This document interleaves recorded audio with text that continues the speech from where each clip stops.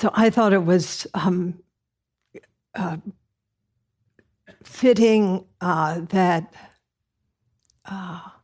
Eric affirmed the choice to begin this morning's day of many wonderful presentations, exploring for just a few moments this issue of what is integrity in our lives. What does it mean to be a person of moral character? Why is this so relevant to Buddhism? Of course it is. What does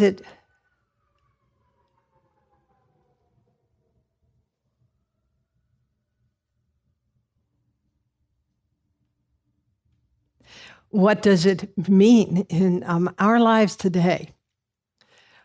In a world where the kind of violence that unfolded yesterday happens, where young people are exposed and traumatized. How is this touching generations to come?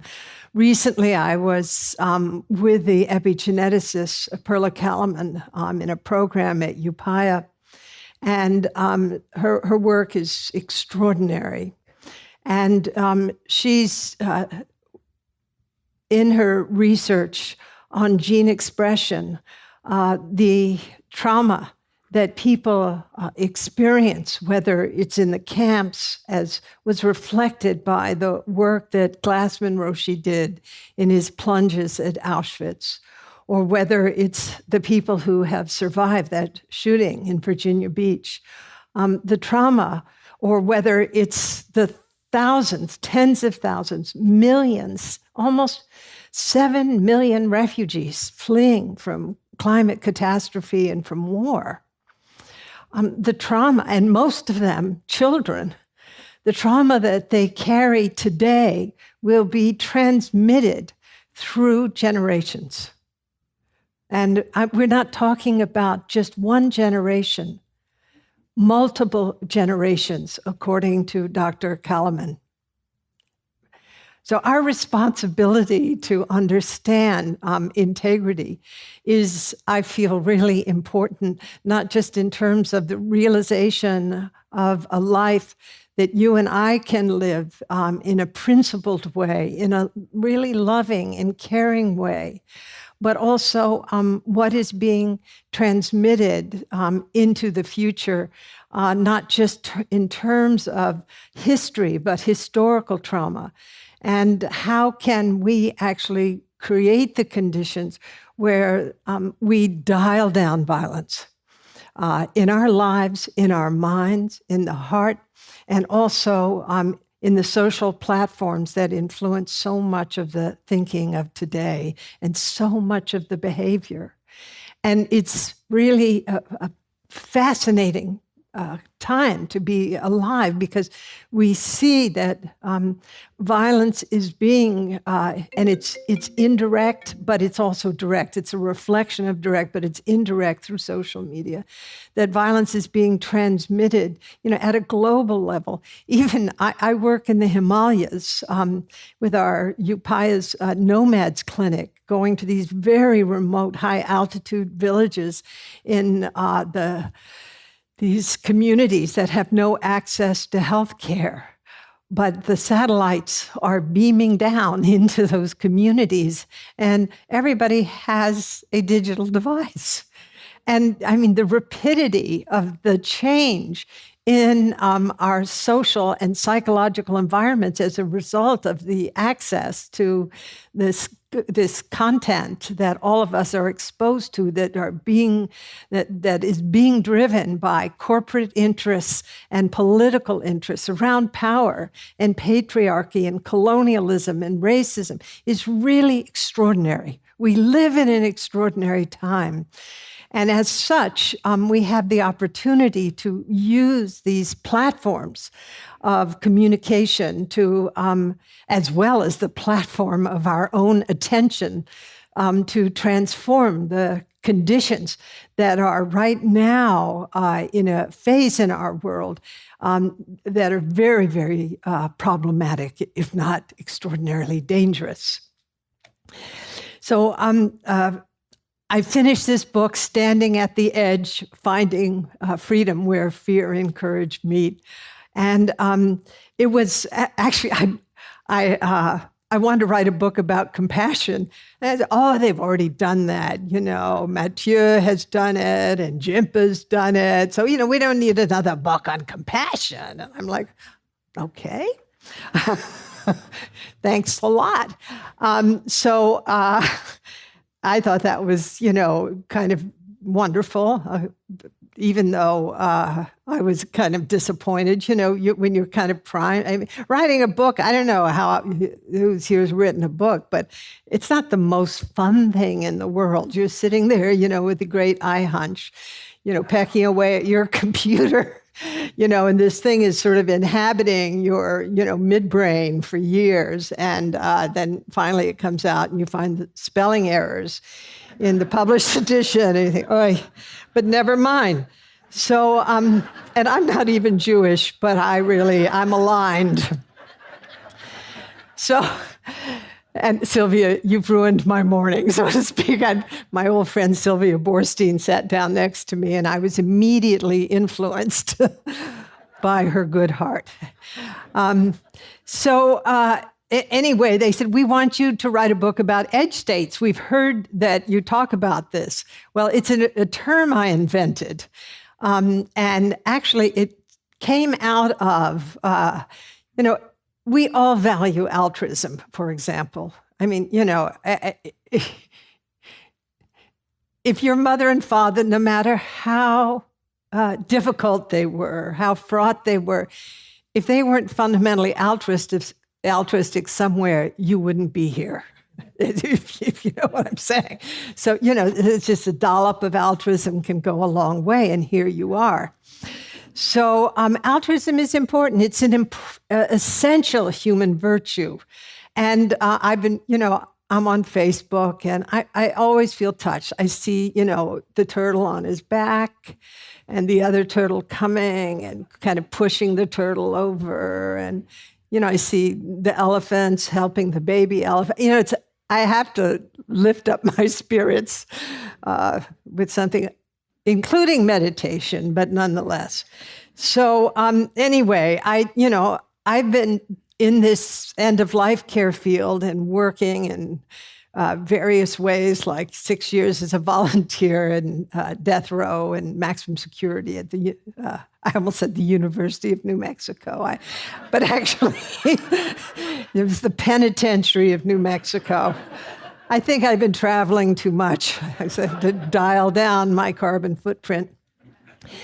So in any case, and then, working in the Himalayas. And then I have to tell you, starting a Buddhist center was the worst mistake I ever made, in the sense that I know Sylvia understands this as well, because you're just sitting in this kind of vat of suffering, because people come to meditation, hopefully not just to date, but also to become familiar with their own minds and the content of their minds, and to transform their suffering. And, it's interesting. People come to you and say, wow, the people here. And I say, yeah, they recognize the truth of suffering. That's why they're here. That's why you're here. You recognize the truth of suffering. You could be doing something else in Los Angeles. So in any case, back to edge states, they asked me to do this book. And I realized that sitting in the interview room, now thousands of people, and working in the healthcare field as I have since 1970, it just was really clear to me, people, for the most part, and it's miraculous, really want to do their best for others. It's like Paul Hawkins' book, Blessed Unrest. It's so inspiring to know that there are all these small movements all over the world. And it's not just the West. And I'm talking about it in Thailand and in Indonesia. I mean, I was just at a small environmental conference of scientists and faith leaders, actually day before yesterday. This incredible Muslim man who is protecting tigers in Indonesia. I mean, his whole life is dedicated to creating the policies, but also the context where tigers can be protected. So, you realize there's all over the world, there's these movements and these individuals who are deeply dedicated to the well-being of all species. And yet, even in that conference, this small meeting that I was at, which had a huge footprint. I mean, people came from all over the world, but it was 40 of us exploring deeply this issue. At least half, if not more, were people who were burned out, just exhausted, just done, cooked, fried, crisp.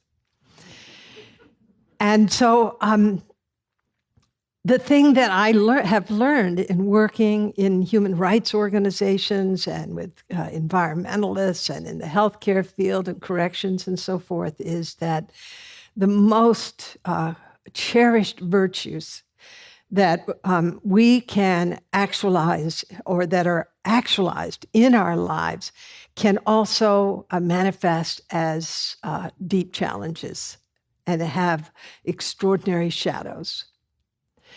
And as a result of that, I developed this notion of edge states. And an edge state is a human virtue, like altruism, or a behavior like empathy, or respect, or integrity, or engagement.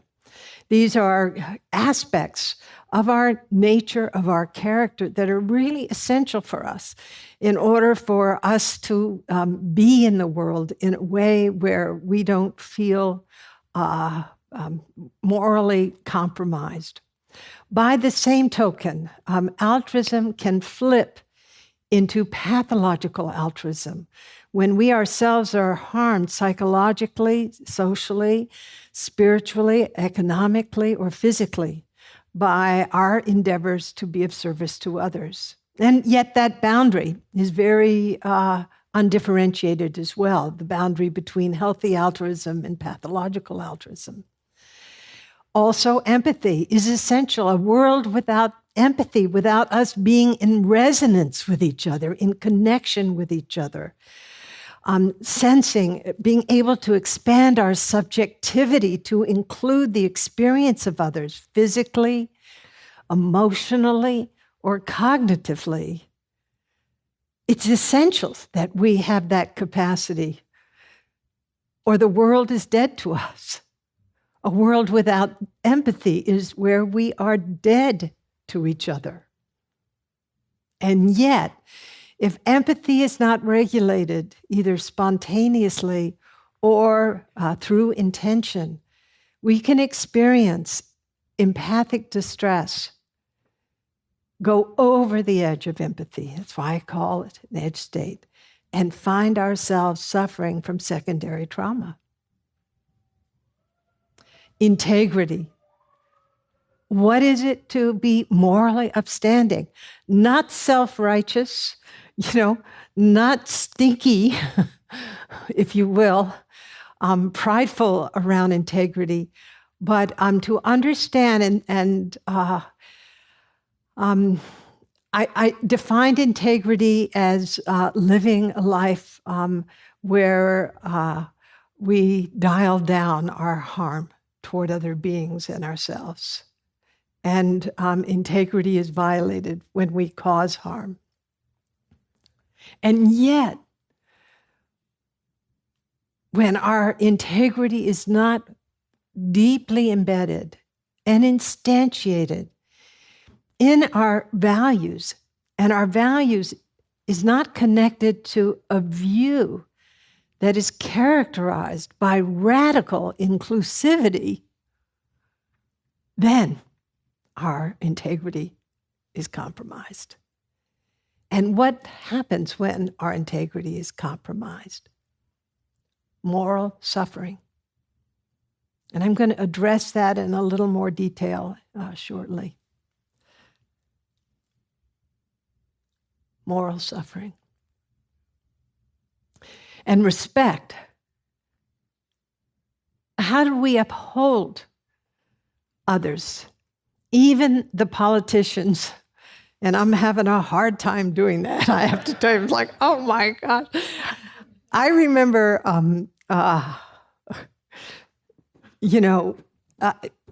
Buddhists aren't supposed to be political. Well, if you're not political, let me just tell you, you got a problem. So I remember during the former, Republican administration, I wasn't real fond of our world leader at that point, but I was particularly not fond of his second in command. And in fact, I have to tell you, a couple of months ago, when Vice came out, I've never been to the movies alone in my life, but I actually got in my car on a snowy morning, late morning, and went to Violet Crown in Santa Fe, where I live, and went in and sat in the back of the theater and watched Vice, and I just sat there like, oh my God. And Christian Bale, is that who was the guy? Okay, he killed it. He, in more ways than one. So I during the Bush administration, used our vice president as the person I practiced with internally. I sent him so much metta. It didn't help, but anyway, it helped me. I learned a lot. I practiced Tonglen with him. I could not, objectifying him, imagine what it would be like to be in that state of mind. And I just took it in and tried to allow it to dissipate into the vastness of my boundless heart and sent him, healing. Well, I have many excellent subjects to practice that with today, including Erdogan, Kim Jong-un, and the current, anyway. So respect is essential because I make jokes. I'm kind of a serious, slightly heavy person. My heaviness partially comes out of the grief I feel for the world today, and the feeling of a kind of imperative. And you could see it in Bernie's eyes. Bernie's eyes are so you could see so. That photograph, Peter's photograph last night, those of you who were here, so kind of tender, vulnerable, strong, and also determined. I feel so lucky to have had 20 years of coming alongside, writing alongside Bernie. Yeah, Roshi Bernie. And we laugh. We have to laugh, and Bernie had this wonderful kind of sense of irony and everything. But I think it forgot who was it who said, Bernie didn't disparage others. He saw the irony and the kind of tragic humor of things, and he often was just an incredible. He fooled around like crazy in the best sense of fooling around. He was very fun. He was a clown, but he was also deeply aware. There's a term in Japanese, mono nono ware, which means the slender sadness. He was aware of this kind of tragic aspect of existence. And Thich Nhat Hanh, in his poem, I put my face in my two hands. You also felt that same spirit in Thai. Also the Dalai Lama, also Mother Teresa, also Jane Goodall, also Malala, also Emma Gonzalez. So respect is essential because we are all human beings. and even bigger than that, respect for all species. But since our main concern right now in terms of what is causing the greatest harm, which is not a meteor from outer space, but the sixth extinction we're facing right now that is caused by humans in this Anthropocene. So our understanding that even when I was in the penitentiary of New Mexico working on death row, with men who had caused horrible suffering, all of whom who had killed people from little girls on up to their parents. And, but also realizing this is a human being here in front of me. Recognizing the basicness of our humanity, no matter how deluded we are, but to actualize that vision that this is a human being, this is a life. This one, whether it was Hitler or Mussolini or Erdogan or Assad, was a baby, and this one will die. And in my book, I don't name the vice president, but I say something like, I'm not sure I'd want to go to a dinner party with him, but if he were actively dying and I were asked to come sit by his side, I would go. I would go. I'm sure you would too. I'm sure you would too. Respect. Not for a person's actions, but for the fact that they are a human being, a human life. And one wishes the best. I wish the best for our president every single day, even though I'm just horrified by what is happening. I cannot just take refuge in emptiness. I have to look at the truth of suffering with unveiled eyes. And then engagement was the fifth edge state that I describe in this book, Standing at the Edge. And it is important that we feel wholehearted, deeply committed to whatever we do, whether it's, it's like I'm a little concerned, well, never mind, that we care, that the work that we do, whether it's the daily activities of our life, like waking up in a hotel in Los Angeles and making up the bed, or picking the towel up off the floor, or putting the sign outside the door so that, the person who's undoubtedly come from another country and might be here illegally doesn't have to make up another room or wash more towels and sheets. There's these small acts that are part of our life. Yes, the big projects are important, dealing with issues related to policy, but it is in the granular detail of our everyday lives that our values shine. That is where our lived experience makes a true difference in these granularities. But when we work in toxic institutions and we don't have the resilience to sustain and transform that toxicity, or when we have ambition driving us, it's like, I taught recently at Google and at Apple, and it was like, oh, do these people ever sleep or eat? Wow. And young people and wonderful people. In fact, I really enjoyed my time at Google a lot.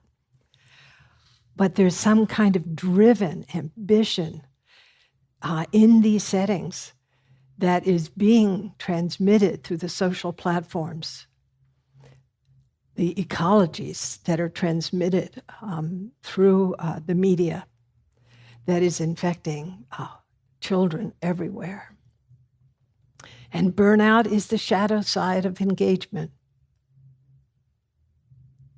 I think Celia Borstein, who's my friend and over there, or one of the women Buddhist teachers, is maybe it was another one, but anyway, I remember she, I vow not to burn out. That's really wonderful.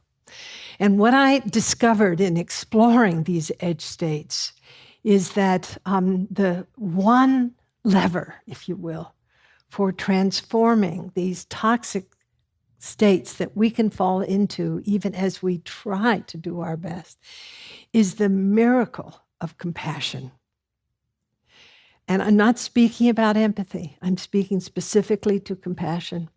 Compassion, which is made of non-compassion elements, including our capacity to be attentionally balanced, emotionally balanced, to have an intention which is fundamentally unselfish, to bring insight into the equation that primes compassion and embodiment and engagement.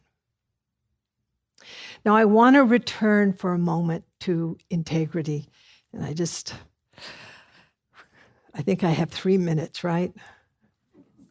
Okay, I have 6 minutes. Since this was about integrity, but I just wanted to give you the ecology of edge states a little bit. I hope that's okay. You can read the book. I'm not going to write it again. So I began to look at moral suffering, and I discovered there are 4 interdependent ecologies that operate in moral suffering. And they include moral distress. And that is when you and I see a pathway through when we're confronted with a moral dilemma, but we can't actualize it because of institutional values, social values, choices of those whom we're working with, and so forth. And as a result of that, we are deeply distressed because we see the contours of suffering before us. We see the potential outcomes, but we are helpless in the face of suffering.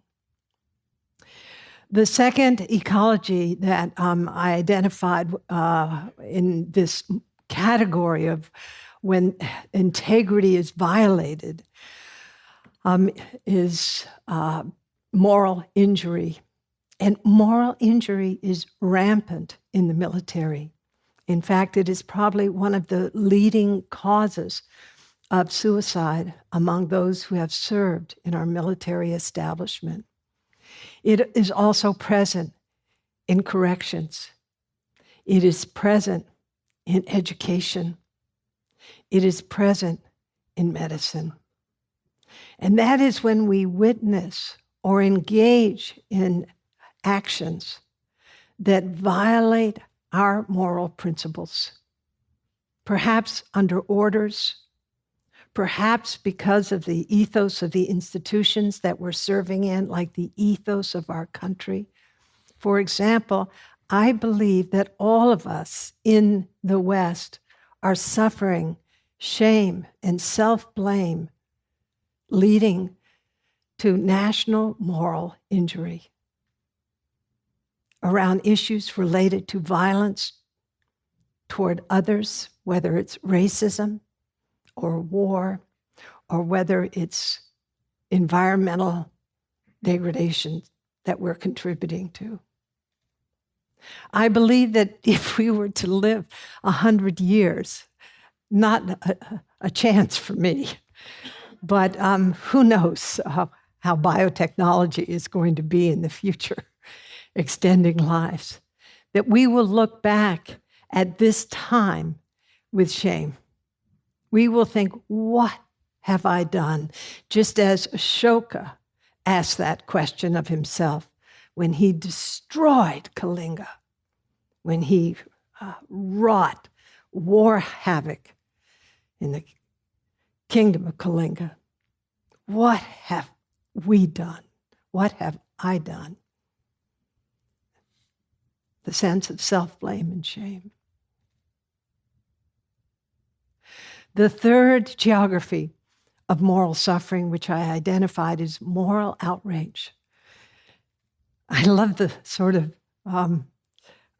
dialed down expression, but she's so brilliant. Rebecca Solnit says, one of the ways that we convey moral outrage is recreational bitterness. That is, it's polarizing even within the same movement. It just becomes stylish to be morally outraged. It's Sanders versus AOC, if you know what I'm saying, tearing apart even that party which we feel in support of. Recreational bitterness. Or sitting at home and just dissing this thing and that thing as we watch these issues present themselves through our social media or in our interactions around in our family systems.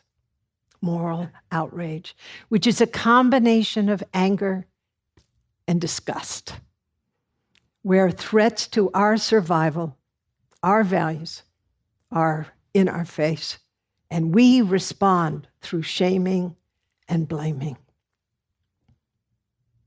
And the final geography, and I'm sure there are more, but anyway, that I identified is moral apathy. And I hadn't thought about it until I went to see the James Baldwin, film about James Baldwin, I'm Not Your Negro. And there, Baldwin used the term moral apathy.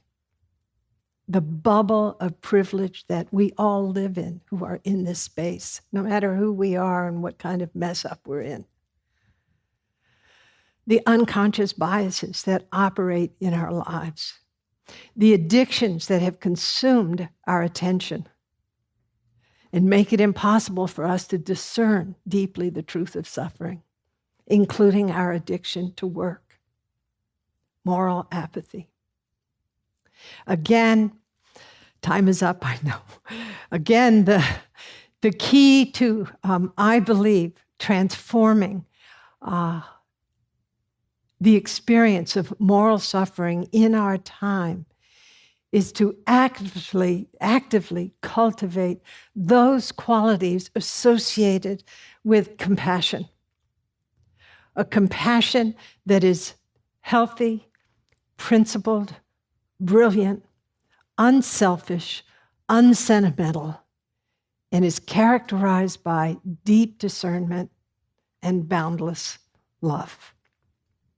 I think that is what integrity is about. So thank you.